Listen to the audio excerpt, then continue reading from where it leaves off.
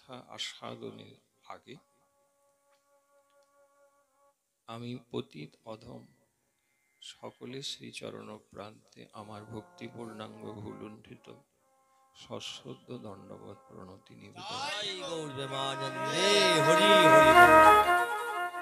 সকলে অধম জ্ঞানে পায়ে পড়েছি যেহেতু আশীর্বাদ করবেন যাতে আমার মতন অপবিত্র চিত্তেও মলিন মনেও যেন ভগবত কথা স্ফুরিত হোক এবং আপনাদের ভজনীয় ক্ষুধার নিবৃত্তি ভজন রসের দ্বারা করে আপনাদের যেন আপ্যায়ন করতে পারি।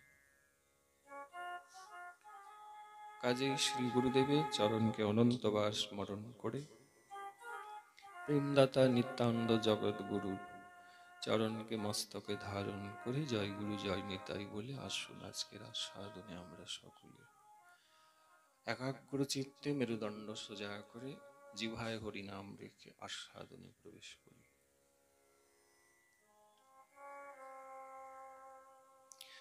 গত দিবস থেকে বিষয়বস্তু আমাদের এই ত্রিদিবসীয় হরিকথার হচ্ছেন শ্রীমদ্ ভাগবতে বর্ণিত এবং শ্রী ভক্তমালিতে শ্রী নাভা গোস্বামীজিও লিখেছেন সেই শ্রী ভগবানের অতীব প্রিয় দ্বাদশ মহাভাগবত ভক্ত প্রধানের মহিমা। সেই প্রসঙ্গক্রমে প্রথমেই আমরা চতুরানন শ্রী ব্রহ্মদেবের মহিমা আস্বাদন সংক্ষিপ্ত রূপে করেছি। কাজেই ভাগবত গ্রন্থে যমরাজজি বলছেন স্বয়ংভূ নারদঃ শম্ভু কুমার কপিলো মনুঃ প্রহ্লাদ জনকো ভীষ্মো বলির্বৈয়াসকির্বয়ম দ্বাদশতে বিজানীমো ধর্ম ভাগবতম ভটাঃ গুহ্যম বিশুদ্ধম দুর্বোধম ইয়ং জ্ঞাত্বামৃতম স্নুতে। এটি ভাগবতে যমরাজজি বললেন, আর নাভা গোস্বামীজি বলছেন বিধি নারদ শঙ্কর সনকাদিক কপিল দেব মনু ভূপ नर हरिदास जनक भीष्म बलि सुक मुनि धर्म स्वरूप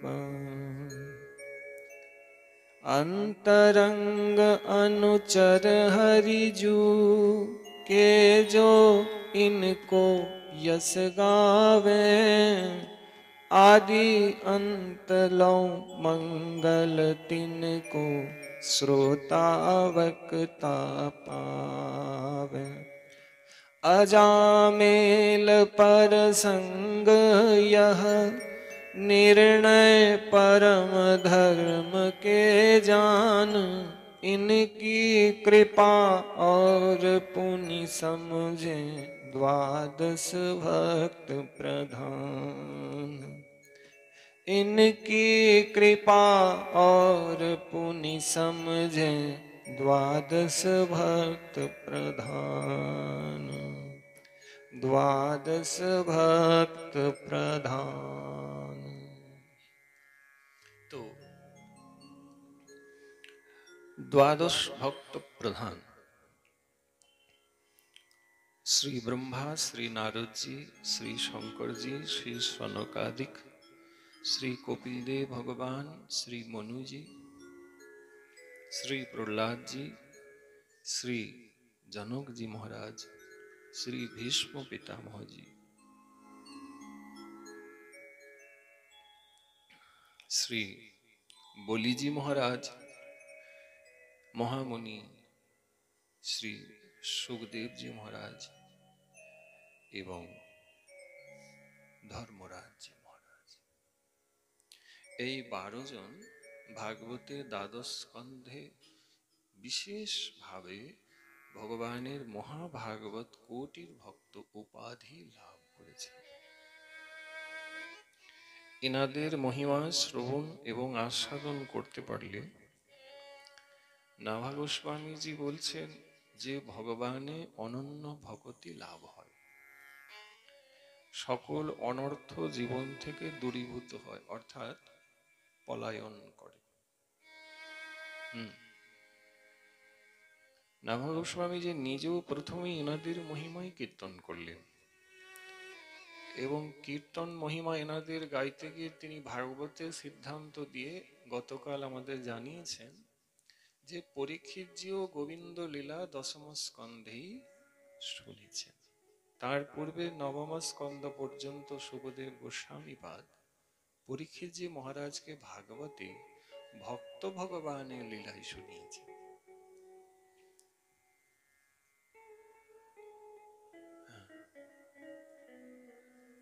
ভক্তকে নবম স্কন্ধ পর্যন্ত শ্রবণ করলে কি লাভ?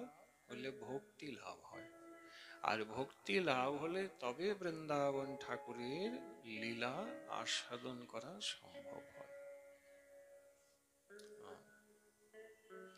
যেমন কোন বিশিষ্ট ব্যক্তি যদি তোমাদের গ্রামে আসে, তাহলে গ্রামের রাস্তা উনি আসার আগেই কিন্তু পরিষ্কার পরিচ্ছন্ন করে ফেলা হয়, বিশেষ অতিথি আসছেন বলে কথা। এই প্রকার এই হৃদয়রূপ আসনকে পরিষ্কার করতে গেলে, মার্জিত করতে হলে, যাতে পরবর্তীতে রাধা কৃষ্ণ এসে বসেন, তার জন্য ভক্তের মহিমা শ্রবণ করে সকলকে ভক্তি লাভ আগে করে নিতে হয়। কারণ ভক্তের নিকটে করো তুমি ভক্তি উপার্জন, তারপরে রাধা কৃষ্ণের লীলা স্মরণ হবে, তার আগে হবে না। এই জন্য শুধু ভক্ত মন্ডলী নবম স্কন্ধ পর্যন্ত সুখদেব গোস্বামী পাদ পরীক্ষিত ভক্তের মহিমা শোনান।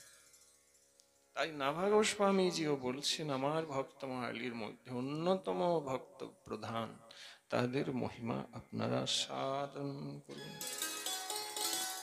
গতকাল তিনি শ্রী ব্রহ্মদেবের মহিমা আমাদেরকে অদ্ভুত ভাবে আস্বাদন করান। পরবর্তীতে তিনি বললেন ভগবানের প্রিয় ভক্ত হচ্ছেন শ্রী নারদজি। বলি শ্রী নারদজি মহারাজ কি জয়। ভক্ত চূড়ামণি সদ্গুরুদেব শ্রী নারদজি মহাশয় কি জয়। নারদজির বিষয়ে বলা হচ্ছে উৎসৃঙ্গা নারদ যজ্ঞে, অর্থাৎ প্রজাপতি ব্রহ্মার কোল থেকে যিনি উৎপন্ন হয়েছেন তিনি হচ্ছেন নারদজি। ব্রহ্মা সৃষ্টি লীলা বিস্তারের জন্য দশম পুত্র নারদকে প্রকট করে আদেশ করলেন যে নারদ, তুমি সৃষ্টি লীলায় আমাকে সাহায্য করো আর আমার আদেশ পালন করো। হে পিত, আপনার আজ্ঞা কি বলুন? বলে আমার আজ্ঞা তুমি পৃথিবীতে যাও, সংসার করো, পরিবার করো এবং সৃষ্টিকে এগিয়ে নিয়ে যাও, এটাই আমার তোমাকে আদেশ। নারদজি যেই শুনলেন সংসারে যাও, সংসার মানে কি? নারদজি বিচার করছেন সংসার তো দাবানল, সংসার মানে মায়া। সমহ ইতি সারহ যদি হয় তাহলে ভালো, সমদৃষ্টি হোক, সমহং সর্বভূতেষু ভগবান গীতাতে বললেন, তা তো আমরা পারি না। পৃথক পৃথক রূপে দেখি না। আমার ছেলেকে যত ভালোবাসি, প্রতিবেশীর ছেলেকে তো বাসি না, কারণ আমি মনে করি প্রতিবেশীর ছেলে প্রতিবেশীরই হবে, আমার তো হবে না। এই যে আমার, আমি, তোমার, তুমি, এগুলি মায়া। সকলের ভিতরে ঈশ্বর বসে আছেন, তা তো উপলব্ধি সংসারে এসে করতে পারি না। কাজেই আমরা কিন্তু সকলেই কম বেশি মায়ার দাস। কৃষ্ণদাস হরিদাস কখন হই না, যখন সাধু সঙ্গে এসে বসি, তখন মনটা অনুভব করে যে আমি আমি ভুল করেছি, আমি তো নিতাই দাস, আমি তো মহাপ্রভুর দাস। মহাপ্রভুর দাসও ঠিক না, আমি মহাপ্রভুর দাসানুদাস। এটি সাধু সঙ্গ এলে বোঝা যায়, নচে লক্ষ্য করে দেখবেন মনেও থাকে না আমি কৃষ্ণদাস। কৃষ্ণদাস হলে সকলের মধ্যে কৃষ্ণের অধিষ্ঠান, এই জ্ঞান এসে যাবে। মহাপ্রভু যে বললেন জীবে সম্মান দিবে জানি কৃষ্ণ অধিষ্ঠান, কই আমি তো পারি না। সকলের ভিতরে মহাপ্রভু রয়েছে, নিতাই চাঁদ রয়েছে, আমি তো সম্মান দিতে পারি না? সকলের হৃদয় হয় নিত্যানন্দ বসতি, তাহার আজ্ঞা লঙ্ঘিবে কাহারও শকতি। এই যে আচার্য পাদ বললেন সকলের হৃদয় নিতাই চাঁদ বসে আছে, কই আমি তো সকলকে সম্মান করতে পারি না। সকলে সম্মান করিতে শকতি, দেহ নাথ যথাযথ, তবে তো গাহিব হরিনাম সুখে অপরাধ হবে হত। তাই আমার অপরাধ থেকেই গেল, আমি অপরাধী থেকে গেলাম। কেন? কারণ ওই সবাইকে সম্মান দিতে পারলাম না।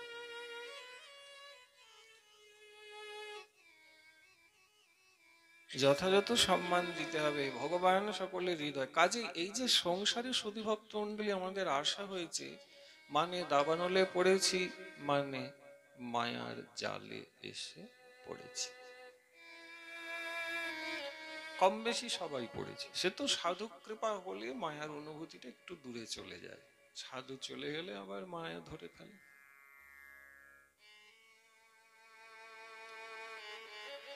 আচার্য পাদ বললেন, তাহে গুরু ভজে করে কৃষ্ণের সেবন, মায়া জাল ছুটে পায় কৃষ্ণের চল। তবে বলছেন তাহে গুরু ভজে, গুরুদেবের ভজন যদি করে যাও আর কৃষ্ণ সেবা যদি নিয়মিত করে যাও, তাহলে মায়া তোমাকে ছেড়ে দেবে। কিন্তু প্রশ্ন, গুরু ভজনটাও কি অবিরত অবিকল করতে পারছি? পারছি না।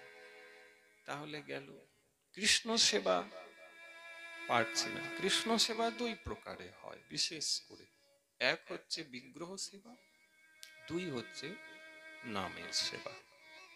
যখন বিগ্রহ সেবা করে তুমি কর্মস্থলে গেলে, তখন জিহ্বাতে কৃষ্ণ নাম রাখবে, তাহলে হয় কি নিয়মিত অবিরত কৃষ্ণ সেবা চলতে থাকে। কোনো বাধা কারুর কি আছে যে জিহ্বায় তুমি নাম করতে পারবে না? এই সরকার বা আইন, এই সংসারের কোনো ব্যক্তি তোমাকে কি জিহ্বায় হরিনাম রাখতে বারণ করতে পারে? কেউ করে নাই, তাহলে আমি নিজের দোষে গাড্ডায় পড়েছি, মানে আমি জিহ্বাতে হরিনাম রাখবো না, তাহলে আমার কিন্তু কৃষ্ণ সেবাটাও বাদ চলে গেল। দয়া করে বুঝুন বাবু, শাস্ত্রর জায়গায় যেটা বলেছেন না ঠিকই বলেছে, কিন্তু আমি ওটা পালন করতে পারছি না। যেটুকু গৃহে রয়েছেন কৃষ্ণ সেবা করুন, গৃহের থেকে বাইরে কর্ম গিয়েছেন, কর্ম করতে হবে মা, আমরা তো সংসারী। কিন্তু কর্মস্থলে জিহ্বায় নাম রাখতে তোমাকে কে বারণ করেছে? হাতে করো কাজ, মুখে বলো নাম, সত্যি কোনো অসুবিধা নেই, কিন্তু মুশকিল এটাই আমি মুখে নাম রাখতে ভুলে যাই। যখনই বলবেন মায়া এসে ধরবে, মায়া এসে ধরবে। মায়া আর কৃষ্ণ কৃপা বস্তুটা কি প্রকার বললে, আলো অন্ধকারের মতো। সুইচ দিলেন আলো জ্বলে উঠলো, সুইচ অফ করে দিলেন অমনি আলো নিভে গেল। আলো জ্বলা মানে আলো, আলো নিভে যাওয়ার অর্থ হচ্ছে অন্ধকার। কৃষ্ণ রয়েছেন, কৃষ্ণ নাম কৃষ্ণ সেবা যদি আপনি করছেন, তাহলে আপনি আলোয় রয়েছে, মায়াপতির সঙ্গে রয়েছে, মায়া আপনার কাছে নেই, আপনি সুখী হবেন। কৃষ্ণ সেবা নেই, কৃষ্ণ নাম জিহ্বায় নেই, তাহলে মায়া আমাকে ধরেছে, তাহলে আমি দুঃখী হব। তাহলে সুখ দুঃখের অঙ্কের হিসাবটা বোধ করি আমরা সকলেই বুঝে গিয়েছি, যে যত বেশি নাম উচ্চারণ করছে তত সুখী আছে। তা সাধু সঙ্গে বসলে সাধু আমাদের হৃদয়ে এই শাস্ত্রীয় সিদ্ধান্তের দ্বারা আমাদের ভেতরের মলিনতাকে আস্তে আস্তে দূর করে দেয়। মায়েরা যেমন প্রতিদিন ঘরকে ঝাঁটা দিয়ে ঘরকে পরিষ্কার করেন, সাধুর কাছে বসলে কি হয় জানো? সাধু আমাদের ভিতরে অনন্ত জন্মের যে ময়লা বসেছে, সেটাকে তিনি শাস্ত্রের সুসিদ্ধান্ত দ্বারা আমাদের ভেতরের ময়লাকে পরিষ্কার করে দেয়। কিন্তু প্রতিদিন যেমন ঘরটা ঝাঁটা দিচ্ছ, লক্ষ্য করে দেখবে সাধুর কাছে কিন্তু আমাদের প্রতিদিন বসা হয় না, এই জন্য ময়লা বেশি করে জমে যাচ্ছে। রোজে রোজে যদি ঝাঁটা দিতে পারত তাহলে পরিষ্কার হতো, কিন্তু দিই না। ধরুন ওই একাদশীতে করে একটু করে দেব, হয়তো তাও দেব না। এখন তো দিনকাল এমন এসেছে যে পরের ঘরে গিয়ে সাধুকে ঝাঁটা দিতে হবে, নিজের ঘর নিয়ে সে যে সাধুর কাছে ছুটে আসবে তার তো বলাই নেই। এবং সাধুকে তাই করতে হয়, মানে তোমার হৃদয়কে ঝাঁটা দিতে গেলে তোমার ঘরে এসে তোমাকে শুনিয়ে যেতে হবে, তুমি তো সাধুর কাছে যাবে না। আমরা জানি রোগী ডাক্তারের কাছে যায়, ডাক্তার কিন্তু রোগীর কাছে আসে না। কোথায় আসে? রোগী যায়। কিন্তু আমরা যে ভবরোগী, আমরা সাধুর কাছে কিন্তু আজও যেতে শিখলাম না। সাধুই কৃপা করে আমাদের দুয়ারে আসে, তারপরে একটু ঝাঁটিয়ে দিলেন, যতটুকু পরিষ্কার হলো, মনটা শুদ্ধ হলো, আত্মাটা পবিত্র হলো, একটু ভালো ভালো লাগার ব্যাপার তৈরি হলো, তারপর আবার যেই কাছে মানে সাধু তার ঘরে গেলেন। আমি বললাম 3 দিন অনুষ্ঠান হলো, সুন্দর ভজনের কথা, হরি কথা বলেছেন, ভীষণ শান্তি সুখ পেয়েছি, ব্যাস ওই পর্যন্ত। এরপরে সাধু তিনি তেনা থাকলেন, আমি আমার মনের ময়লা মায়ার জগৎ নিয়ে ভালোই থেকে গেল। তাহলে অসুখটা সারবে কি করে? কারণ আচার্য বলছেন নিয়মিত হরি নাম, নিয়মিত কৃষ্ণ সেবা, তবে অসুখ সারবে। মাগো, খুব ময়লা কাপড় একবার কাচলে পরিষ্কার হয় না, হয় কি? হয় কি বলো? ভীষণ ওকে কয়েকবার কাঁচা দিতে হবে। তো এই যে হৃদয়ে যে ময়লা, এ তো 84 লক্ষ যোনির ময়লা। মাগো, এক জন্ম কৃষ্ণ ভুলেছি কি? না না না, বহু জন্ম ভুলেছি। তো এত ময়লা 2-4 জন্ম, আরে তাতে পরিষ্কার হবে না। অনেকে মনে করেন বাবা 1 বছর হয়ে গেল দীক্ষা নিল, আমার কি হলো? আইলাম ভাই, 84 লক্ষ যোনির মহিলা, সেটা তো 1 বছরে যাবে না। অসুখ ধীরে ধীরে সারবে, কিন্তু ডাক্তারের পরামর্শ এবং ডাক্তারের আনুগত্য মেনে আপনাকে চলতে হবে, তাহলে সেরে যাবে। সেরে যাবে মা গো। ধৈর্য ধরতে হবে। তুমি তো এগোচ্ছ। বলে আমি এগোচ্ছি, আমি কি করে বুঝবো? বলে দিন তো, আমি বুঝতে পারছি না। বলে তাহলে দীক্ষার আগে তুমি কি ছিলে একবার ভেবে দেখো, তুমি বুঝতে পেরে যাবে তুমি অনেক এগিয়েছো। সোজা হিসেব আছে। অদীক্ষিত সময় আমার অবস্থা কি ছিল? আরে যখন অদীক্ষিত ছিলাম তখন আমি ধুতিও পরতে জানতাম না, প্রেম সে বলি। মিথ্যে বলে বলবেন আমাকে না, আপনি মিথ্যে বলছেন। আমি অদীক্ষিত অবস্থায় ধুতি পরতাম, আগে আপনি ধুতি পরতেন না। এখন বললে অনেক বলা হয়ে যাবে। দীক্ষিত হওয়ার পরে কত আনন্দ রয়েছে, সেবা হচ্ছে, রসই করছেন, প্রসাদ পাচ্ছেন, ভক্ত সঙ্গ করছেন, কানে হরি কথা হরি নাম শুনছেন, দিব্য প্রাকৃত বিশুদ্ধ শাস্ত্র সিদ্ধান্ত গোস্বামী সিদ্ধান্তকে শ্রবণ করছেন। সিদ্ধান্তগুলো আপনার হৃদয়ে তিলে তিলে করে জমা হচ্ছে, দিনে দিনে আপনার ভক্তি সমৃদ্ধ হচ্ছে। নিতাই মহাপ্রভু আপনাকে কৃপা করছেন, গুরুদেব দয়াল আপনাকে বটবৃক্ষের মতন ছায়া দিয়ে রক্ষা করে চলেছেন। জিহ্বায় যদি নিরন্তর হরি নামকে আশ্রয় করে আপনি থাকতে পারেন, তাহলে আপনার ভবসিন্ধু পার কেন, গোলকপতি রাধা গোবিন্দের চরণে সেবা লাভ।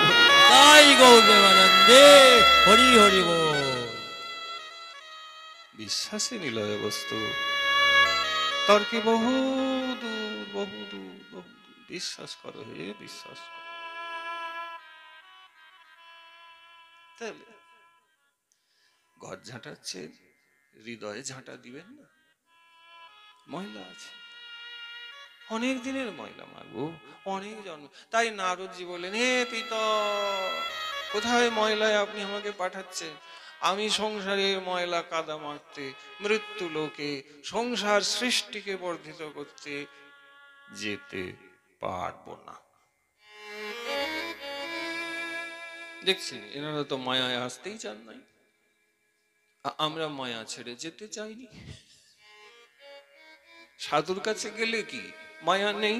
মায়াপতির কথা আছে। মায়াপতিটা কি? কৃষ্ণ, হ্যাঁ কি না? তাহলে আমরা কোথায় যাই? কজন এসছি বলুন তো? আচ্ছা, মাইকে তো সবার কানেই যাচ্ছে, ও হো হরি কথা, হরি মানে মায়াপতি। যাই যায় না, বসে তাহলে দেখেন তার মায়াটা ভালো লাগছে কি?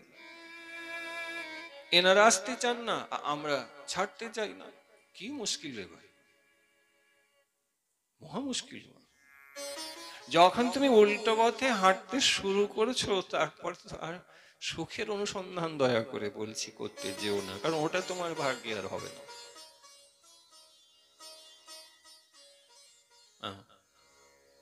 গন্তব্যস্থান যেদিকে, তার বিপরীত দিকে হাঁটলে যেমন গন্তব্যস্থানের থেকে পথিকের দূরত্ব আরো বেড়ে যায়, সেই প্রকার সংসারে এসে কৃষ্ণ নাম কৃষ্ণ সেবা হরি কথা কানে না শুনলে মায়া আরো কোটি গুণ ঝাপটে আমাকে ধরে ফেলে। তাই আমার কপালে দুঃখ কষ্ট কোটি গুণ বেড়ে যায়। যারা ইহ জগতে সুখী আছে তাদের কারণ খুঁজে দেখুন, ওরা বলে দেবে সাধু সঙ্গটা করি ভাই, যতটুকু করি ভালো আছে, একটু মালাটা যখন ধরি না শান্তি পাই, না হলে ভাই কোনো শান্তি নেই, আর বলিস না, খুব ভুগছি। তাহলে সুখে আর ভালো থাকার উপায় হরিভজন ছাড়া তো কিছু নাই। কেন কেন হরিভজন কেন ভাই, কেন আপনারা এত হরি হরি বলেন? দেখেন, এই জন্য বলা হয় হরি কা ভজন করো, হরি হ্যায় তুমহারা। এই জন্য হরি তো তোমার নিজের, আর তোমার আপন বলতে কি আছে? কেউ নেই। জন্মেছি যখন কেঁদেছি, কাঁদি নাই, আচার্য বলছেন হরি বলে ডেকেছি। তারপরে ভুলে গেলাম, মরেছি কাঁদে উঠেছি, ভগবান কৃতজ্ঞ, বললেন দেখ জন্মেছিলি কেঁদেছিলি আমার নাম ধরে, যাই হোক আজ তুই শ্মশানে যাচ্ছি, শ্মশানের যাত্রী, 4 জন যাত্রী তার জিহ্বাতে সেদিনের কান্নাকে আজ আমি জিহ্বায় নাম রূপে উচ্চারিত হয়ে যাব। বলো হরি, বলো হরি, বলো হরি। হরি বল। এই তো দেখেন, কেঁদে এলাম, বললাম হরি বল, আজ কাঁধে উঠেছি, 4 জন বললেন ভাই আমরা বলি হরি বল, হরি বল। তাহলে চলার পথে জীবনের আরম্ভ এবং শেষে হরি ছাড়া আমাদের কোনো উপায় নাই। কেন? হরি কা ভজন করো, হরি হ্যায়, হ্যাঁ হরি হ্যায় তোমারা। এই জন্য 8 থেকে 80 সনাতনী সকলের হরিভজন করা কর্তব্য। আর হরিভজন খুব সোজা। স্কুলে পড়াতে গেলে মাগো বিএড করতে হয়, মাস্টার ডিগ্রি করতে হয়, পরীক্ষা দিতে হয়, পাস করতে হয়, ইন্টারভিউ দিতে হয়, পাস করতে হয়, তবে বা হয়তো চাকরিটা পাওয়া যেত পারে। কিন্তু হরি ভজনের কোনো যোগ্যতার কিছু নেই। জিহ্বা আছে, কথা বলতে পারো, বাজে কথা ছেড়ে ওই জিহাতে হরি নাম বললেই তোমার হয়ে গেল হরি ভজন। হাত দুটি আছে, গুরু বৈষ্ণব দেখলেই অন্তর থেকে শ্রদ্ধা করে তাদের পায়ে পড়ো, হয়ে গেল তোমার হরি ভজন।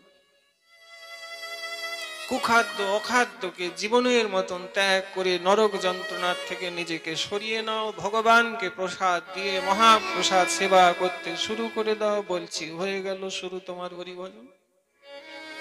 অর্থাৎ নতুন করে কিছু করতে হবে না, যেটা করছো ওটা পাল্টে দিলেই হরিভজন। মুখে বাজে কথা বলতাম, এখন হরিনাম বলছি। আমি ভক্ত। আজে বাজে হিজিবিজি নোংরা খাবার খেতাম, ছেড়ে দিয়ে ভগবানের দিব্য প্রসাদ গ্রহণ করছি। আমি ভক্ত। এই তো, নিচের দিকের ভাবনাটা ছেড়ে উপর দিকে ভাবনাটা করলেই আপনি ভক্ত। বুঝলেন? নারদজি এগুলি বলছেন, বাবা ব্রহ্মা শুনলে ওরে বাপরে, এত কথা তুই বলছিস, কথা তো তোর সবই ঠিক, নারদ যুক্তি আছে, কিন্তু দেখ প্রভুর ইচ্ছা, সৃষ্টি কার্যে তোকে মৃত্যু লোকে যেতে হবে। নারদজি বললেন না বাবা, আমি সংসারের মায়াজালে জড়াতে চাই না, আমি সংসারে যেতে পারবো না। যাবি না? আমি বলতেও যাবি না? বললেন না যাব না। নারদজি সদ্য প্রকট হয়েছেন, কিশোর অবস্থা লাভ করেন, মন্ত্র শক্তিতে প্রকট। তো আমি বলতেও যাবি না? বলে না। তাহলে অভিশাপ নে, তোকে অভিশাপ নিতে হবে। নারদজিকে আহা, তার পিতৃদেব অভিশাপ দিলেন। কি বললেন? যে তুই গন্ধর্ব হয়ে জন্মগ্রহণ করবি, যা। শুধু হরিভজন করা না, গন্ধর্ব হয়ে জন্মগ্রহণ করবি, তোর নাম হবে উপবরহন। উপবরহন গন্ধর্ব, ব্রহ্মা অভিশাপ দিচ্ছে। উপবরহন গন্ধর্ব হয়ে জন্ম নিবি, নাচ গান সঙ্গীত আদির মধ্যে মেতে থাকবি। ওখানে অনেক গান্ধর্বিকা আছে, মানে রমণী, তারা নাচবে, তাদের নাচ গান তুই দেখবি। তোকে আমি অভিশাপ দিচ্ছি।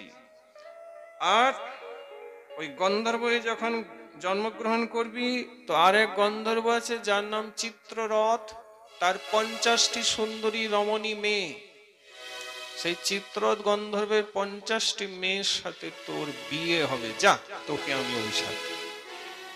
বিয়ে করবি না, সংসার করবি না, লে, সংসারে গেলে একটা বিয়ে করতিস, আমি অভিশাপ দিলাম গন্ধর্ব হয়ে চিত্ররথের 50টি কন্যার সাথে তোর বিয়ে হয়ে যাবে। কোথায় লেখা আছে? বলে কীর্তনের গল্প না, আমরা কীর্তন করি না, ব্রহ্মবৈবর্ত পুরাণে লেখা আছে। প্রেম সে বলি রাধা রানী কি জয়। উল্টো পাল্টা কথা বলার ব্যাসপেট জায়গা নয়, উচ্চকোটির শাস্ত্রীয় সিদ্ধান্তগুলি শ্রবণ করতে আমরা এসেছি, কারণ সময়ের মূল্যটা অনেক বেশি।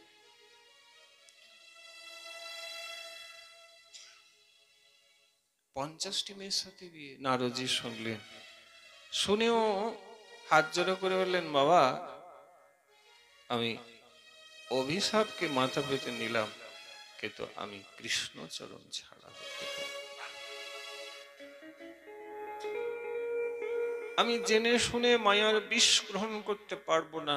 আমি কৃষ্ণ ভজন করতে চেয়েছিলাম, তাতে যে তুমি অভিশাপ দিয়েছ আমি বরণ করলাম। আমি জানি আমার অভিশপ্ত জীবন থাকলেও আমার গোবিন্দ আমার সঙ্গে থাকবে এবং আমাকে কৃপা করে চরণ তলে স্থান দিয়ে রাখবে।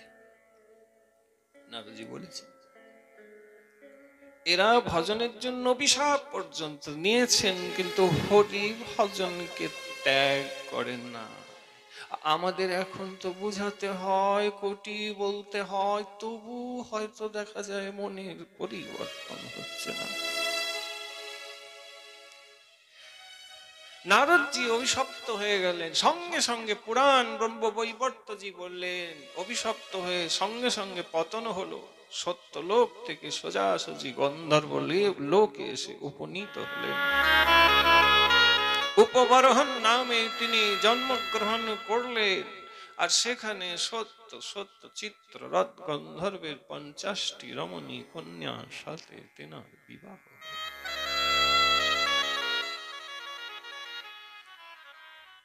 নারদ আজ গন্ধর্ব হয়ে গিয়েছে, তিনি আর নারদ নেই।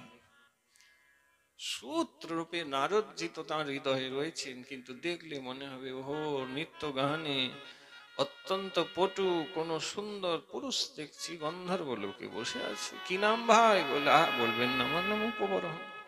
মানে কি, আমাদেরও যে রাম শ্যাম যদু মধু সীতা মিতা গীতা নাম ধরে আপনি বসে আছেন, জিজ্ঞাসা করলে নিজের নামটা বলেন, আপনি জানেন আপনারও একটা কিন্তু পূর্ব পরিচয় আছে।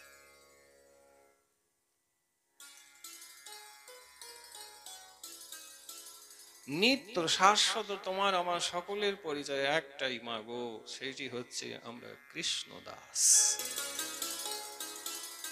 গতকাল এই বিষয় নিয়ে আমরা সাধন করছিলাম, কে আমি কেন মরে যা রে তাপত্র। জানার বিষয় তো এটাই, আমি কে, কে আমার। শাশ্বত নিত্য আনন্দের পরিচয় কৃষ্ণ দাস। কৃষ্ণ দাস অভিমানে যে আনন্দ সিন্ধুরে কোটি ব্রহ্মানন্দ নহে এক বিন্দুরে।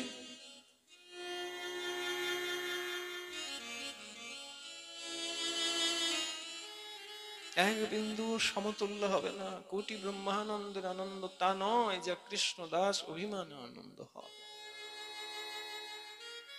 এটা তো শাশ্বত আমার তোমার পরিচয়। তাহলে এই পরিচয় আমরা দিতে পারি না। লোকে জিজ্ঞাসা হলে নিজের নাম বাপদাদা ঠাকুরদার নামই বলি। আমরা এই নিয়ে ভালো আছি। সাধু গৃহে এলে সাধুর কাছে ঘর দুয়ার তার কুটুম্ব পরিবারের নাম কখনো জিজ্ঞাসা করতে যাবে না। সাধুর আশা কেন? সাধু হরি কথা হরিভজন শেখাতে এসেছে। তিনি এখানে আত্মীয়তা বা কুটুম্ব বা পরিবার বিষয়ে জানা কোয়া করতে আসেন নাই। সাধুর বিষয়াদি তে পরিবার আদি জিজ্ঞাসা করলে অপরাধ হয়। সাধু কৃষ্ণ দিতে এসছে, সাধু তোমার বাড়িতে জামাই হতে, তুমি পরিবার কুটুম্ব জেনে কি করবে? তিনি হরিকথা বলতে শুধুমাত্র এসেছে, হরিকথা শেষ তিনি চলে যাবেন। তাহলে এগুলো মূর্খামি। আচ্ছা বেশ, আমার কুটুম্ব পরিবার সম্বন্ধে সকলের পরিচয় দিয়ে দেবো, কিন্তু আপনাকে এটা কথা দিতে হবে। সেটা কি? সেটা হচ্ছে এই যে আপনি কৃষ্ণ ভক্ত হবেন, প্রতিদিন 1 লক্ষ করে হরিনাম করবেন, প্রসাদ ভোজী হয়ে যাবেন, নিরন্তর সাধু সঙ্গ করবেন। লিখে দিন, সকল গোষ্ঠীর পরিচয় আপনাকে দিয়ে যাব। কি করবেন এগুলো করে? মাগো, শরীর বড় হলে হয় না, আগে জানতে হয় কেমন করে কোন কথাটি সাধুর কাছে নিবেদন করতে হয়। জিজ্ঞাসা করুন কুঞ্জে এখন রাধা গোবিন্দ কি লীলা করছে, জিজ্ঞাসা করুন নিতাই গৌরের এখন কি লীলা হচ্ছে, জিজ্ঞাসা করুন আমি কি কৃষ্ণচরণ পাবো। এইসব ছেড়ে সংসার পরিবারের কথা মানে বহির্মুখী থেকে গেলে, অন্তর্মুখী হতে পারলেন না। এগুলো করতে যাবেন না, এগুলো অপ্রয়োজনীয় কথা। সাধু না অন্য কথা বলবেন, আর না আপনি সাধুর কাছে বা পরিবারের কাছে অন্যান্য কথা পরিবেশন করবেন। উভয় দিক রক্ষা এবং মর্যাদা দেবেন, তবে তো মঙ্গল।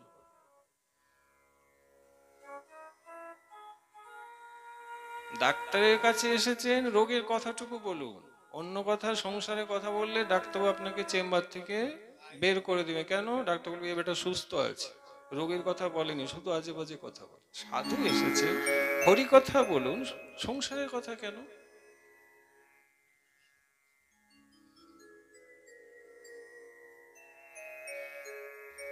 আমরা এই পর্যন্ত যারা কাছ থেকে চেনে সংসারের কথা না বলি আর না সংসারের কথা শুনি, প্রেম সে বলি। কি জয়। হরে কৃষ্ণ হরে কৃষ্ণ হরে কৃষ্ণ কৃষ্ণ কৃষ্ণ হরে হরে, হরে রাম রাম রাম হরে হরে, হরে কৃষ্ণ কৃষ্ণ কৃষ্ণ হরে হরে, হরে রাম রাম রাম হরে হরে। যাই হোক, নারদজি আজকে উপবরহণ হয়েছেন এবং তিনি গন্ধর্ব ক্ষেত্রে পতিত হয়েছেন ব্রহ্মার অভিশাপে, এবং তিনি চিত্ররথের 50টি কন্যাকে বিয়ে করেছেন। সেখানে রম্ভা অপ্সরাগণ আসেন, নৃত্য গান হয় এবং সেসব গান বাজনাতে তিনিও মেতে রয়েছেন। তেনার মনেই নেই যে পূর্ব জীবনে আমি নারদ ছিলাম। সেই রম্ভা অপ্সরার নৃত্য গান হয়। এক সময় সেই নৃত্য গানের বিরাট আয়োজন গন্ধর্ব ক্ষেত্রে হয়েছে। বিশিষ্ট অতিথি রূপে মাগো ওই জন্মে সত্যলোক থেকে ব্রহ্মদেবকে বিশেষভাবে নিমন্ত্রণ করা হয়েছে। খুব মন দিয়ে ব্রহ্মদেব এসেছেন, উঁচু আসনে বসছেন গন্ধর্ব লোকে, আর রম্ভা অপ্সরাগণ রমণীগণ অপূর্ব নৃত্য করছেন, আর নাচ গান খুব চলছে। সেখানে বসে রয়েছেন এই উপবর্হণ। নিজের পিতাকে চিনতে পাচ্ছেন না, ইনি নারদজি। আর বসে যখন রম্ভা আদিদের নৃত্য দর্শন করছে, তোর গন্ধর্ব লোকেও থাকার কোনো অধিকার নেই, যা, আমি ব্রহ্মদেব তোকে অভিশাপ দিচ্ছে, এই গন্ধর্ব লোক থেকে পতিত হয়ে মৃত্যু লোকে দাসী পুত্র রূপে তুই জন্মগ্রহণ কর। দ্বিতীয়বার আবার অভিশাপ এসে পড়ল। উপবরহণ রূপে তখন তিনি বলছেন মনে মনে, যতই অভিশাপ দিন আমি কৃষ্ণ চরণ ছাড়া।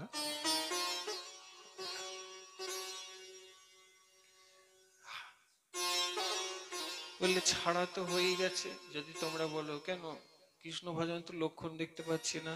মাগো, ভক্তিটা কিন্তু বাইরে প্রদর্শনের জিনিস না, ভক্তি কিন্তু ভেতরে। আলমারিটা ভীষণ ময়লা, কিন্তু দেখা যাবে আলমারির ভিতরে লকারটা খুললে ওটাই হয়তো 10 ভরির সেই গলার হারটা খুব যত্ন করে মা রেখেছে। দেহটা হয়তো অভিশপ্ত হয়ে ময়লা হয়ে যাচ্ছে, কিন্তু ভিতর হৃদয়ে মণিকঠায় ভগবানের ভক্তি কিন্তু আজ সুরক্ষিত রয়েছে।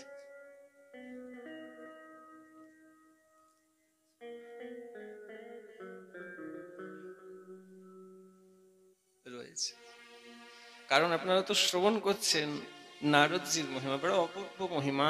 আমরা ব্রহ্মবৈবর্ত পুরাণ থেকে শ্রবণ করছি, আর আর শুনতে শুনতে দেখো না শেষে ঠিক কোথায় এসে পৌঁছাই। খুব মন দিয়ে শুনবে, সিদ্ধান্তগুলো পরে কিন্তু আবার আমাদের সম্মুখে এসে উপস্থিত হবে। মাথা পেতে নিলেন, দাসী পুত্র হয়ে মৃত্যু লোকে অর্থাৎ এই জগতে জন্মগ্রহণ করতে হবে। সঙ্গে সঙ্গে সেখান থেকে উপবর্হনের পতন হয়ে গেল। আর তিনি সত্যি দুর্মিল গোপ এবং কলাবতীতে স্ত্রী, এরা দাসী ছিল, নীচ জাতি। এই দুজনকে পিতা এবং মাতা করে এদের সন্তান রূপে তিনি মৃত্যু লোকে জন্মগ্রহণ করলেন। কাজে মাগো, এ পর্যন্ত যা বুঝলাম এটি নারদজির তৃতীয় জন্ম। আগে নারদ, পরে উপবর্হন, এক্ষণে দাসী। তাহলে এই যারা আমরা এতদিন শুনেছি, আহাগো নারদজি কি ভাগ্যবান, নারদ মুনি বাজায় বিনা রাধিকা রমন নামে, কালকে শুনলে না? নারদজি কি ভাগ্য রে ভাই, বৈকুণ্ঠে যায়, গোলোকে যায়, হ্যাঁ, ভগবান সঙ্গী রেখেছে, কি ভাগ্য করেছে। মাগো নারদজি ভাগ্য তো করেছে বটে, সে তো বটেই করেছে, কিন্তু কোথাও যেন পরীক্ষা যে তিনি এতখানি দিয়েছেন ওটা আড়ালে ফেলে দিও না, তেনার পরীক্ষার দিকেও একটু দৃষ্টিপাত রাখবে। কি পরীক্ষা বলুন তো? দেখুন না, বললেই ধরে ফেলবে তুমি। ব্রহ্মদেবের পায়ে পড়ে বলতে পারে, ও বাবা অভিশাপটা ফিরিয়ে আনো, আমি মৃত্যু লোকেই চলে যাবো। ওরে বাবারে বাবারে, 50টি বউকে বিয়ে করে যন্ত্রণা ভোগ করতে চাই না, তার থেকে ভালো সংসারেই চলে যাব। আমরা হলে বলতাম অভিশাপ কেন নেব, সংসারেই চলে যাব, সেই ভালো। নারদজি বললেন না, চলে যাবে। সৎ পথে থাকলে পরীক্ষা হবে, ব্রহ্মা পর্যন্ত অভিশাপ দেবে। নারদজি তো ভজনের কথা বলেছি, তাতে ব্রহ্মা অভিশাপ দিলে মাথা পেতে নেব, কিন্তু কৃষ্ণ ভজন আমি ছাড়তে, এই জন্য তিনি নারদ হয়েছেন। এই জন্য আমরা পারবো না, আমরা পারবো না। আমি তো কথায় কথায় নষ্ট হয়ে যাই মা, আমরা অভিশাপ কি নিতে পারবো বলো তো? আমরা তো পারবো না। তাই নারদজি প্রভু সঙ্গ পাচ্ছেন, কি ভাগ্যবান বললে হবে না। নারদের জীবনীটা একবার পুরাণ থেকে একটু আস্বাদন করে একটু অনুভব করে দেখবে, দেখি বুঝতে পারবে নারদ হওয়া সকলের পক্ষে সম্ভব নয়।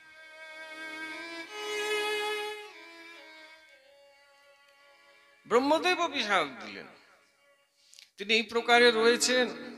আর যখন দ্রুমিল পিতা এবং কলাবতী মাতাকে আত্মসাৎ করে পৃথিবীতে জন্মগ্রহণ করলেন দাসী পুত্র, এখান থেকে যে প্রসঙ্গগুলি তা কিন্তু তিনি খোদ তার প্রিয় শিষ্য বেদব্যাসকে শ্রীমদ্ ভাগবতে বলেছেন।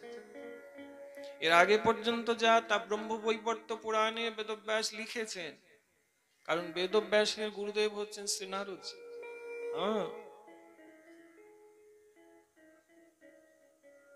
কখন বলেছেন না, যখন বেদব্যাস বড় দুঃখী হয়ে গিয়েছিলেন, সকল গ্রন্থ রচনা করেও নিজেই সুখের আস্বাদন পান নাই, তখন তার গুরুদেব নারদজি নেমে এসে বেদব্যাসকে প্রশ্ন করেছিলেন, তুমি দুঃখ কেন পাচ্ছ?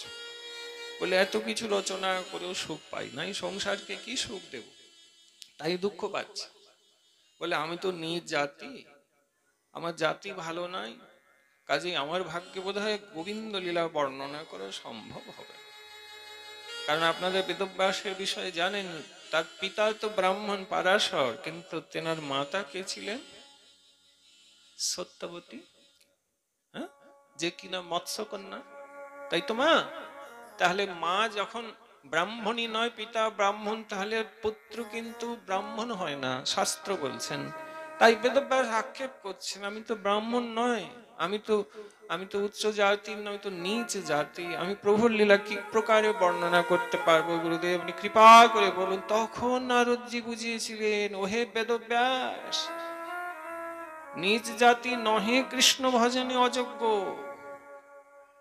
আর উঁচু জাতি নহে কৃষ্ণ ভজনে যোগ্য, যেই ভজে সেই বড়, অভক্তহীন ছাড় কৃষ্ণ ভজনে নাহি জাতি কুলাদির বিচার।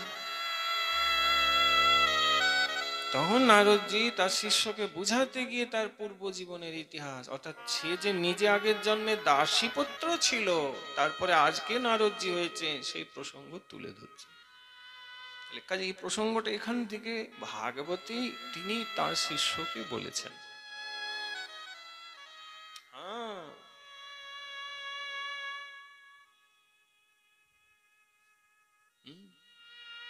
কি বলছে ছোট্ট করে, যে দ্রুমিল আমার পিতা ছিল, আমি খুব ছোট্ট তখনই আমার পিতৃবিয়োগ হয়ে যায়, মানে আমার পিতা মারা যায়। আমি মায়ের সঙ্গেই থাকি। আমার মা লোকের ঘরে ঘরে কাজ করে। এক ব্রাহ্মণের বাড়িতে আমার মা কাজ করতে যায়। আমার মা পরিচারিকা ছিল।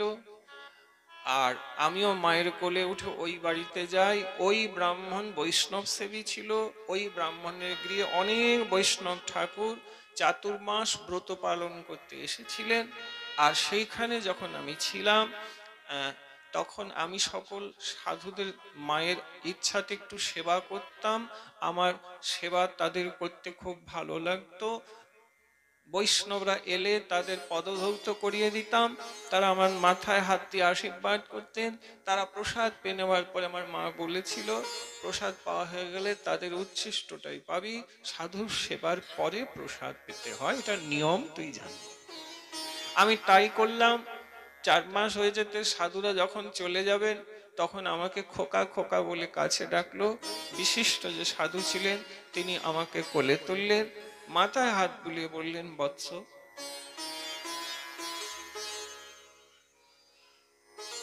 তুমি তো খুব আমাদের সেবা করেছো, তার কি নেবে বলো? চকলেট নেবে, বিস্কুট নেবে, পিএইচডি করবে না ইঞ্জিনিয়ারিং করবে? টেমসে বলি, রাধা রানী কি জয়। স্কুল মাস্টার হবে না কি হতে চাও? তখন ছেলেটি বলল, না না, আমি PhD, engineer, doctor, school master হব না, আমি কৃষ্ণ ভক্ত হতে চাই। সাধু বললেন, সত্যি এইটাই তো চাইতে হয়। তুমি যা চেয়েছো কলিযুগের বাবা মায়েরা তাদের ছেলেপুলের জন্য এটা মোটেই চাইবে না। সুন্দর জিনিস চেয়েছো, এটাই চাইতে হয়। এটা চাওয়ার মতন চাওয়া। গতকাল নিবেদন করেছি যে কৃষ্ণ ভক্ত হয়, তার খ্যাতি অমর হয়ে যায়, তার কীর্তি অমর হয়ে যায়। গতকাল নিবেদন করেছিলাম, যদি ভুলে গিয়েছেন আরেকবার আলোকপাত করছি। হরিদ্বারের শোকতাল ক্ষেত্র আজও রয়েছে না, যেখানে আজ থেকে অনেক বছর আগে সুখদেব গোস্বামী 7 দিন পরীক্ষিতজি মহারাজকে ভাগবত শুনিয়েছে। আজ অনেকে যায়, প্রণাম করে, ধুলি নেয়। কেন? অনেক তো জায়গা আছে, ওখানে যায় কেন? ওখানে ভাগবত হয়েছিল তাই যায়। এখানেও 3 দিন ভাগবতজি হচ্ছেন, যাতা ভাগবত হচ্ছে না, শাস্ত্র সমন্বিত হচ্ছে, কলির ভেজাল যুগে বিশুদ্ধ হরিকথা হচ্ছে। তো চরম পরম সৌভাগ্যের ব্যাপার। সাক্ষী স্বয়ং নিত্যানন্দ প্রভু অমর হয়ে থাকবে এই বাস্তু। সাধুকে ডাকলে আখরে এত লাভ হয়ে যায়, এত উপকার আপনি পাবেন যা আপনি চিন্তা কল্পনাও করতে পারবেন না। শ্রদ্ধা ভক্তি বিশ্বাস থাকলে আপনার পদে পদে সেটি অনুভব হবে। মাগো, সাধুর পায়ের ধুলি বাড়িতে পড়া বহু বহু জন্মে সুকৃতিতে কারোর ভাগ্যে হয়তো হয়, সকলের ভাগ্যে এটি হয় না। কারণ কপাল মন্দ থাকলে সাধু কৃপা করে আমার গৃহমন্দিরে আসুন, আরে এই কথাটা, এই নিবেদন, এই প্রার্থনাটা করতেই আপনি হয়তো ভুলে যাবেন। সুকৃতি থাকা চাই, সুকৃতি না হলে আনতেই পারবেন না। ভাবতে থাকবেন গালে হাতে বসে দিয়ে, কিন্তু হবে না, কারণ সুকৃতি নাই। ঘর আছে, দুয়ার আছে, খাওয়া দাওয়া চলছে, উৎসব মস্তি ফুর্তি সব চলছে, কিন্তু গৃহে কোনো ভাগবত সাধুগুরু বৈষ্ণবকে দিয়ে কোনো ভজন ভক্তির কোনো অনুষ্ঠানই নেই। একে মড়ার ঘর বলা হয়েছে, একে মন্দির বলা হয়নি।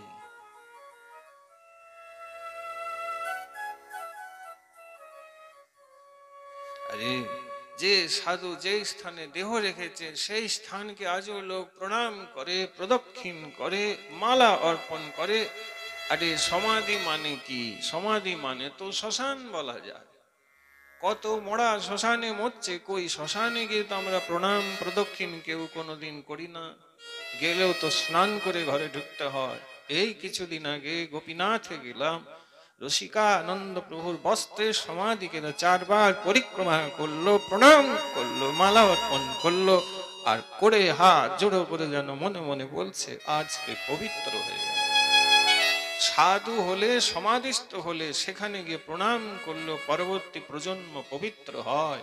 আর সাধু না হয়ে শ্মশানে গিয়ে মরলে সেখানে গেলেও তুমি অপবিত্র হয়ে যাবে। কেনা কাটা ব্যক্তিগত ব্যাপার বলা যাবে না। হরিভজন হরিভক্ত হয়ে যাওয়ার ব্যাপারটাকে আপনাকে শীঘ্রই পালন করে নিতে হবে।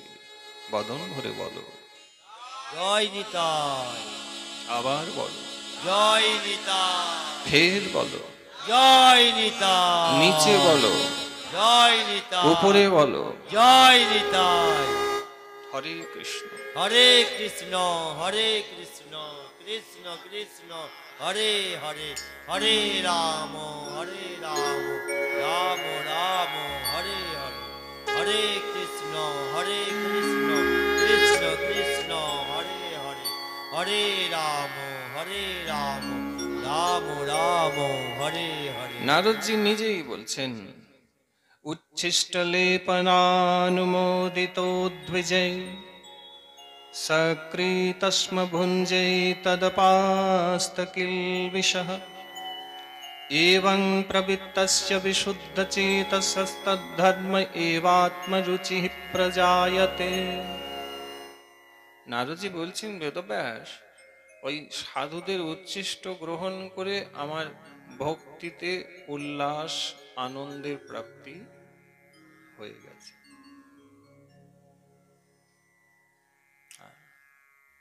বৈষ্ণবের উচ্ছিষ্ট তাহে মর মননিষ্ঠ, বৈষ্ণবের নামেতে উল্লাস।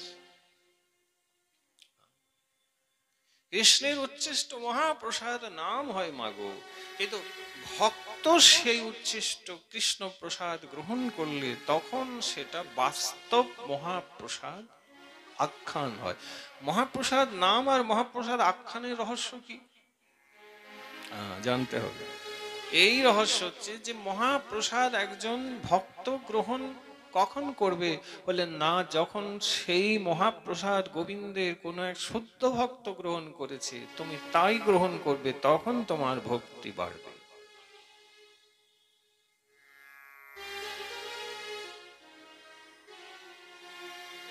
মহাপ্রসাদ নাম হয়েছে, শ্রী গুরু আচার্য তা গ্রহণ করবেন, উচ্ছিষ্ট অধরামৃত গুরুদেব আমার জন্য রেখে দেবেন, আমি আমি আমি তাই প্রেম সে গ্রহণ করবো। এই নাম মহাপ্রসাদ গ্রহণ বলা হয়েছে। তাই নাম এবং আখ্যানের মহিমা একটু বুঝে নিতে হবে।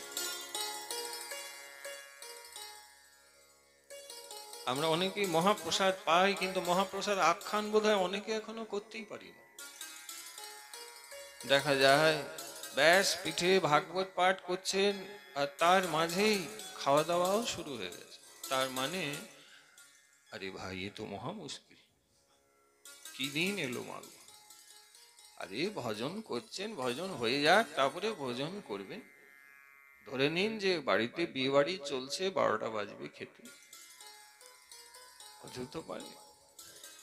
তা তো মনে করিনি টাইমে খাবো ভাই, তাহলে ওই জন্য খাওয়া হয় টাইমে। যারা পাটের মাঝে খেয়ে নিলেন, খাওয়া হলো কিন্তু কৃপা হলো না।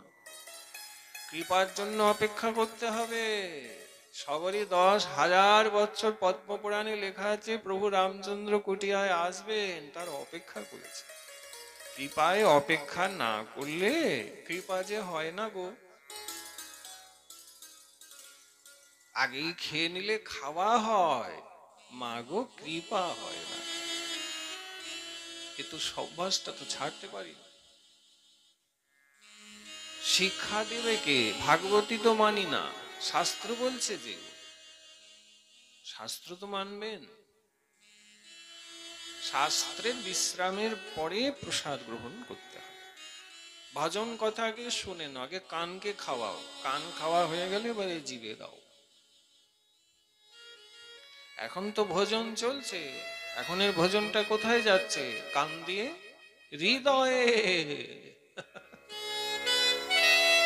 এখনো তো চলছে। আগে ভজন সারবে কান দিয়ে, পরে মুখ দিয়ে ভোজন সারবে। কানের কথা যখন চলছে, কানের কাজ, তখন মুখের কাজ শুরু করতে যেও না। প্রেম সে বল, রাধা রানী কি জয়। এগুলো বন্ধ করো। তোমরা বন্ধ করলে দেখা দেখি আরো 5 জন বন্ধ করবে, তখন সনাতন ধর্মের এই সিদ্ধান্তগুলো ধরে ধরে হয়তো বা অনেকের উপকার হবে।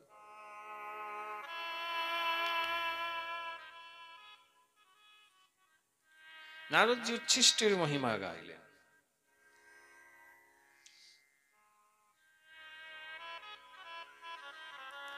নিজেই বলছেন, এবং প্রবৃত্তস্য বিশুদ্ধ চেতসস্তদ ধর্ম এব আত্মরুচি প্রজায়তে। সাধুর উচ্ছিষ্ট গ্রহণ করে আমার অদ্ভুত ভাবে ভক্তিতে ভজনে রুচি উৎপন্ন হয়।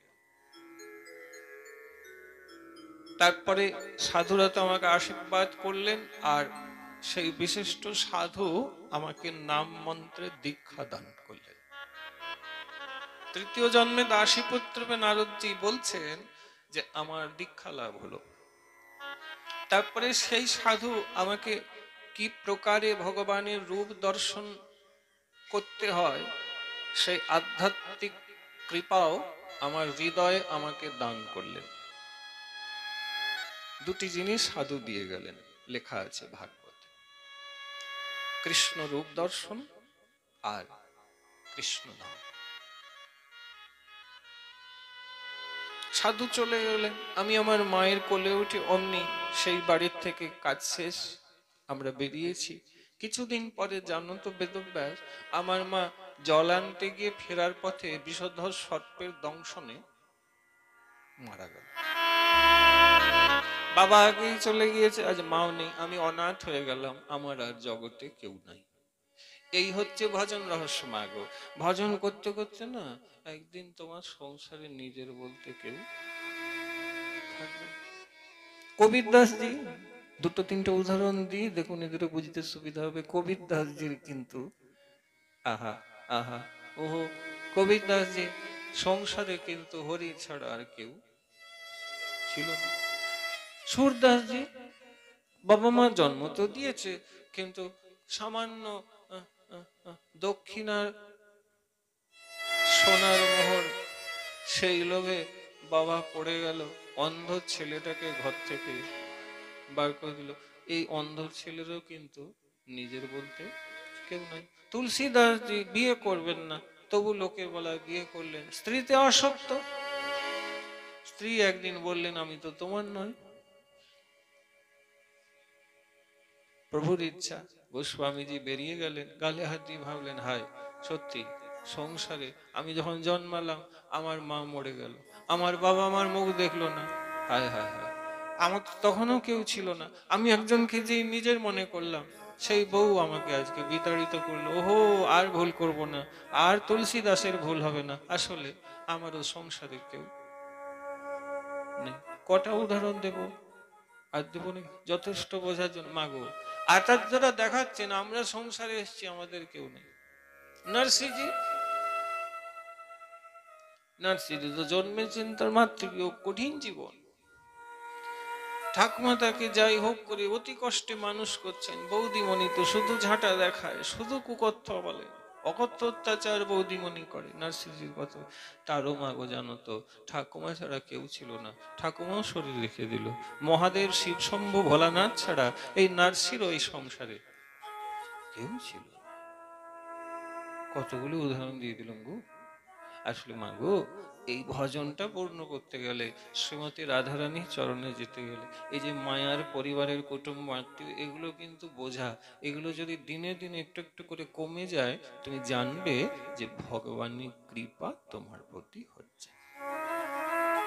আর যদি দিনে দিনে বাড়ছে, মাসি পিসি জ্যাঠা জেঠি হাজার লোক আসছে, তাদের সাথে জড়িয়ে পড়ছো, ফোনে তাদের নিয়ে ব্যস্ত হয়ে পড়েছো, দিন রাত এর সাথে কথা তার সাথে কথা, তার বাড়ি যাওয়া, অমুকে তোমার বাড়িতে আসা, ওহো আহা, আরে তুমি তো মায়ার দাস হয়ে গিয়েছো।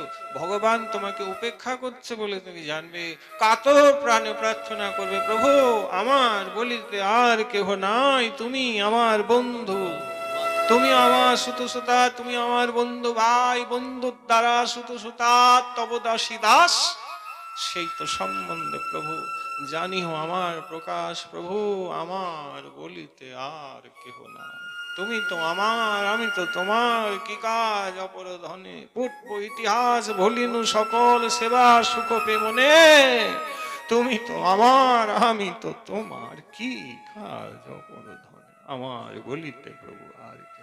এই দেখো, এই কাতর প্রাণে প্রার্থনা করলে হয়তো বা এই যে মায়ার বন্ধন যেটা অনেক বড় করে নিয়েছে যদি কমে যায়, তাহলে জানবেন এটা ভগবানের যত বড় আছে তত বিপদে পড়বেন।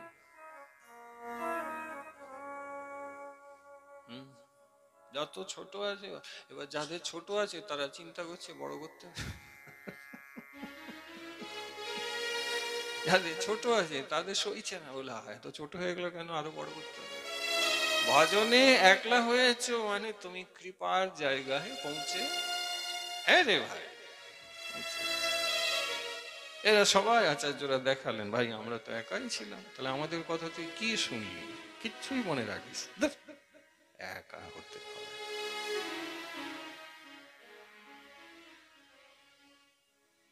বুঝলেন? তাই যদি ভজনের পথে একলা চলরে হতে চান, তাহলে বদন ভরে বলুন জয় নিতাই,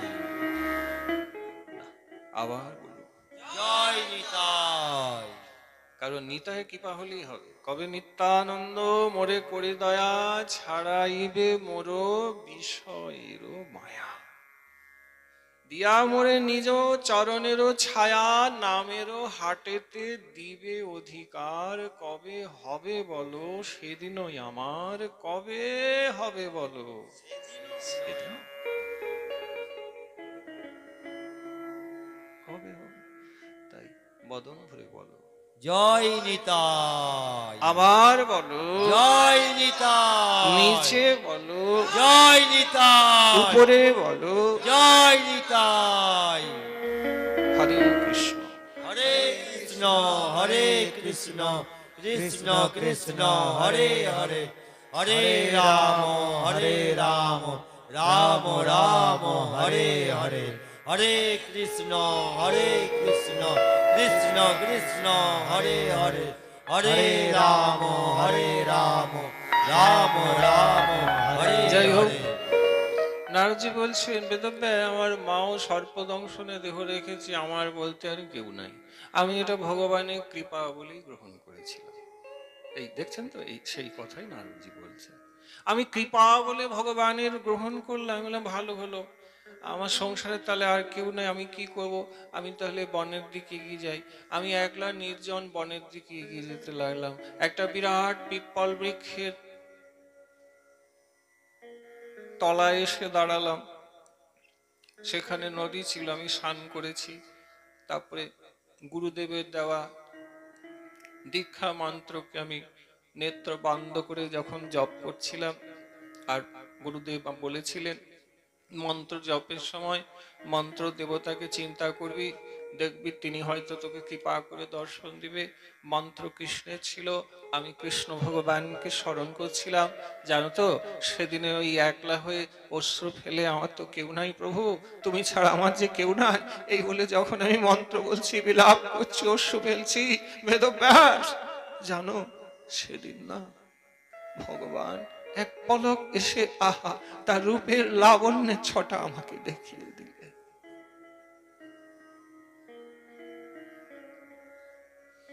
আমি বিস্মিত হয়ে গেলাম, চমকে গেলাম, এত সুন্দর আনন্দময় রূপটি কার, কার মুরলী বদন মদন মোহন, আহা প্রভু, আহা তোমার রূপের এক খণ্ড বাহে সর্বত্রিভুবন, সর্বপ্রাণী করে আকর্ষণ, কি অপরূপ শোভা, রূপ দেখে আপনার কৃষ্ণের হয় চমৎকার, আস্বাদিতে মনে উঠে কাম, সসৌভাগ্য যার নাম, সৌন্দর্যাদি যার গাম, এই মত নিত্য তার ধাম, তেরোছ নেত্রান্তবান, যার দৃঢ় সন্ধান বিন্ধে রাধা সহ গোপীগণের। কি অপূর্ব রূপ, কি সেই লাবণ্য, মনোমুগ্ধকারী মাধুর্য, আহা আহা, আমি আমি আমি আমি আমি মূর্ছিত হয়ে পড়লাম, জ্ঞান হারিয়ে ফেললাম। অনেক পরে যখন যেন আমার জ্ঞান ফিরল, কোথায় কোথায়, কাহা যাও, কাহা করো, কাহা গেলে পাও সেই মদন মোহন, আবার আবার দর্শন চাই, আর পাচ্ছি না। জল থেকে যেমন মাছকে তুলে নিলে মাছটা ছটপট ছটপট করে, ওই প্রকার আমার হৃদয় প্রাণ যেন ছটপট ছটপট করছে। আবার কি করে দর্শন পাবো, একবার প্রভু আবার দর্শন দাও হে মুরলী বদন। কিন্তু আমি আর দর্শন পেলাম না। আমি যখন দর্শন পেলাম না, আমি কাতর প্রাণে বিলাপ করছি, কাঁদছি। সেই সময় ভগবানের করুণা হয়ে গেল, ভগত বৎসল ভগবান